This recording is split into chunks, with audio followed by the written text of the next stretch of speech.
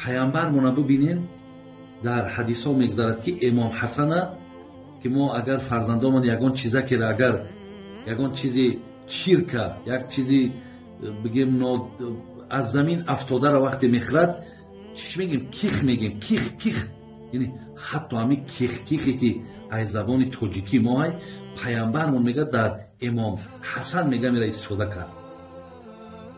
имом абу ҳурайрара ҳатто мега як бор гуфт ки ишкамдард, яъне шикамдард гуфт, ҳамун ишкамдарда бо забони форсӣ гуфт.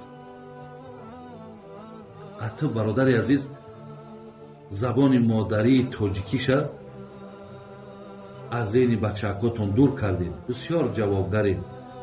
бисёр дар ин бародари азиз шумо чӣ гӯем охи хиёнат бугум, ҷабр бугум, ҳар чӣ бугум, мақсад шумо дар ҳаққи фарзандои кора кардед.